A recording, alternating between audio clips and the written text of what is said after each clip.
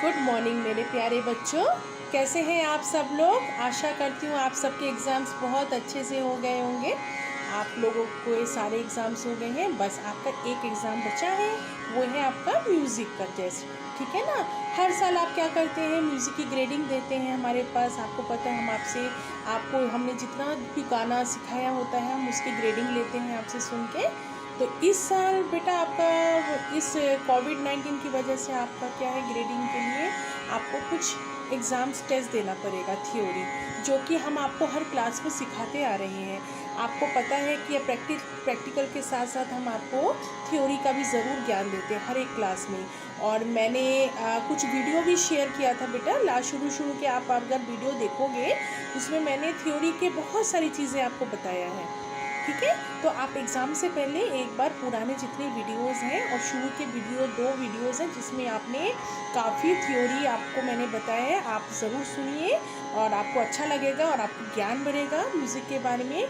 क्योंकि संगीत जो है बेटा प्रैक्टिकल तो है ही, लेकिन साथ में उसमें थोड़ा आपको थ्योरी का नॉलेज होना बहुत ज़रूरी है।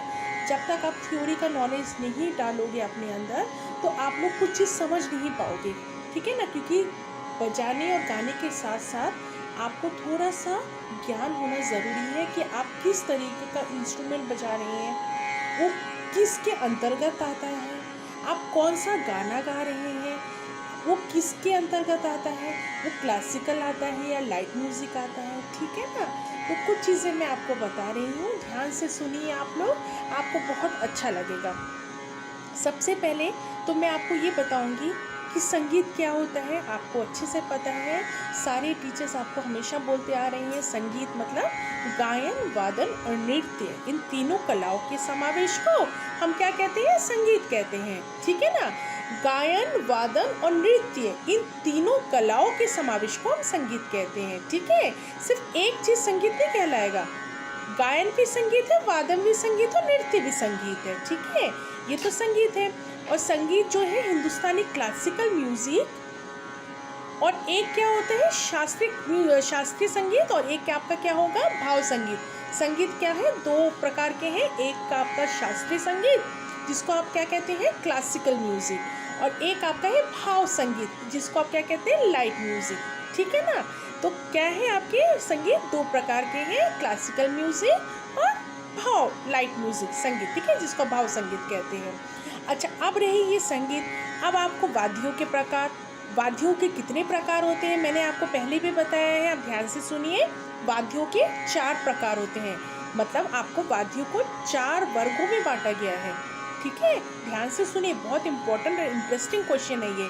वाद्यों को हमने 4 वर्गों में बांटा हुआ है।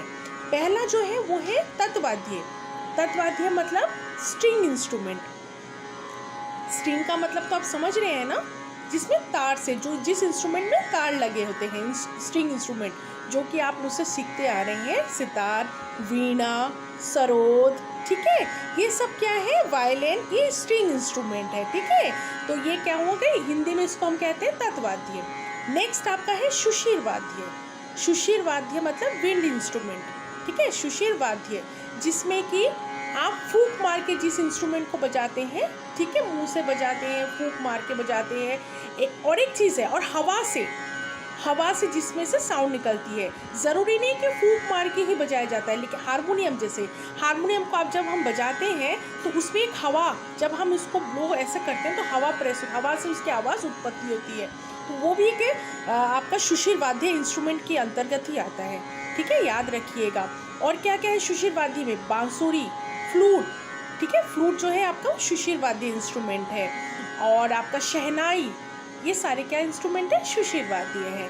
नेक्स्ट है आपका अवनद वाद्य। अवनद वाद्य मतलब जिस वाद्य पर हम चमड़े पर आघात करते हैं, चमड़े पर जब हम आघात करते हैं और जो साउंड उत्पन्न होता है उसे हम कहते हैं अवनद वाद्य। ठीक है, अवनद वाद्य में क्या क्या होता है, तबला है ना, ढोलक। ठीक है, और लास्ट में फिर नेक्स्ट हमारा लास्ट क्या है, घन वाद्य।